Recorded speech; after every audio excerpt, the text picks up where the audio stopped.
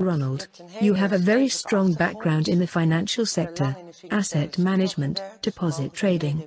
As far as I understood, can you tell us something about your experiences? For how long did you work there? Well, my experiences are more complicated than what you mentioned just now. Actually, I have been an entrepreneur my entire life. Independence being the key component to me. I have once tried being an employee, but that didn't work out. Being an entrepreneur, I have seen many sectors, amongst which I have experienced the financial world. All my other companies as an entrepreneur, like my own fashion line for ladies, car dealership and also import-export, had me involved to such an extent with building up my own fortune. It inherently guided me into the world of finance. Working in import-export, you encounter different currencies and you have to go to the exchange to trade through brokers. And one of the brokers said at some point, "Ronald, I've been looking at your life for a long time and you are always busy. You earn money, we know, but what is your goal?" And I replied, "The only goal I have as an entrepreneur is to earn as much money as I possibly can. Because, the more money I have, the quicker I can retire, be free and of course have status. Basically everything you want in this society, or at least, that's what I thought back then." So the broker said, "In that case, stop what you are doing now, stop with all those companies and just start dealing money, go into the financial world." And that is the beginning of that situation that is connected to your original question. The broker had a place in the exchange market and he dealt in currencies, deposits, so trading in assets to make money out of differences in interest rates, and that involved the aforementioned asset management.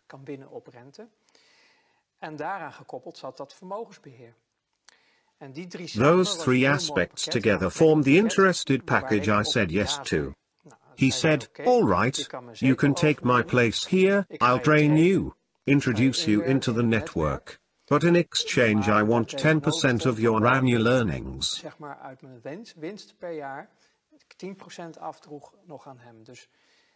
So he basically sold me his spot in the financial world and asked a 10% commission, which I paid him. I said, "Yes, fine with me." Then he replied, "There is one thing you need to know. If you can't put your conscience in the proverbial freezer, and I don't mean on -18 degrees, but on -100 degrees, then don't get involved in this." That was the message. You want a lot of money, you can obtain that, I can help you, but it comes at a great cost. Because you cannot do this with a clear conscience. Well, I laughed at that. I was young and naive. From my youth, from the way I came into life, my far from ideal youth led me to develop a certain view of the world and humanity. What do you mean by that? No warm, loving family? My mother always did the best she could to make us feel loved. But she was hampered by that due to the behavior of my father, who caused us to feel more like we lived in a war zone with each other. That isn't an exemplary situation to grow up in. And as a child growing up like that, led me to believe that the world and humanity are far from great.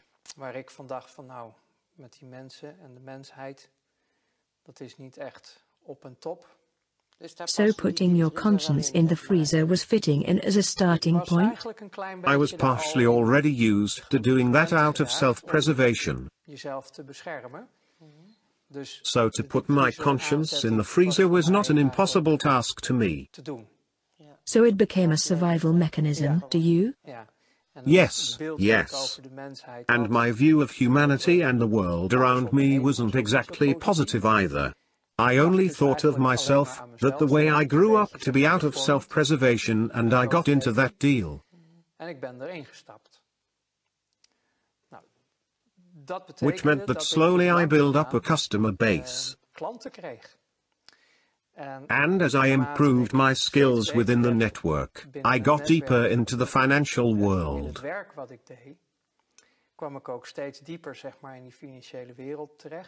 And then it turns out the world is really small, and you keep noticing that. Even when I was still working in import-export, dealing in grain and such, you notice it is just a small circle. And if we talk about the hardcore circle in the financial world, I don't mean Miss Jean at the bank, but the big global flows of money which you use for trading. De grote geldstromen die op aarde rondgaan, waar je mee gaat handelen. You are talking about worldwide cash flows, so not the Netherlands in particular where you started working? The Netherlands do play a distinct part in this story, but the world does not revolve around it. Maar Nederland is niet het centrum van de aarde. Nederland is een onderdeel The Netherlands are a part of a large global financial system, in which you work through exchange mark if you want to do official transactions. Als je officiële transacties wil doen, kan je dat via beurs doen. En heel veel banken, and many banks, who do the currency de exchange, geldwisselaars zijn, get certain assignments from clients, which they can't get away with easily. moeilijk mee weg kunnen. Then the need arises for people like me, who were the straw men where big money flows are involved. Je kan ook zeggen de loopjongen van het grote geld. We used certain financial constructions, international legislation, to move money in such a way making everything okay. Het geld zo gaan bewegen dat het allemaal oké is. So all supervisors, regulatory bodies that are in place worldwide, because they are. That no one wakes up seeing what is going on, like a year or two ago, with the scandal around Panama. The Panama Papers. Yes. Tax evasion. I think, well, it was about avoiding taxes. Tax evasion is when you break all the rules. This had to do with avoiding. But when you see what happened there, I'm like, guys, that is old news. And who are you bring with that, because it is peanuts and hardly relevant. However, for the common people, that is great news, but it is not anything big, but it does show there is something very wrong in this world. For example, there are people in the Netherlands, with certain positions, who have bank accounts in Panama, with legislation that allows them not to pay taxes in the Netherlands, which is completely legal. Constructions like that were part of my job. When we had to change currency, we had changes, the first boycotts in Iraq in the early 90s.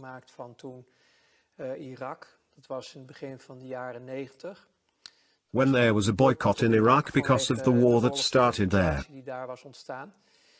And we were confronted with what we called Iraqi dollar. Iraqi dollars, which were actually American dollars. The American dollar has a direct relation to the oil prices, which made it a world trading currency backed up by oil.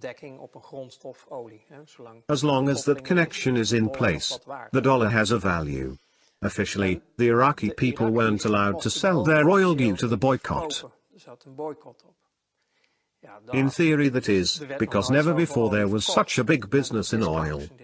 With discounts in this case, because officially it wasn't allowed, so with discounts it still crossed the borders. These dollars, because the energy was always paid in the dollars, so the Iraqi dollars had to go somewhere. You couldn't just take them to the desk at the bank because of all the regulations and checks did provide a certain protection. Because money laundering and criminality wasn't anything new back then, now we call it terrorism. But that was then also the case. So, then you need people to take the heat.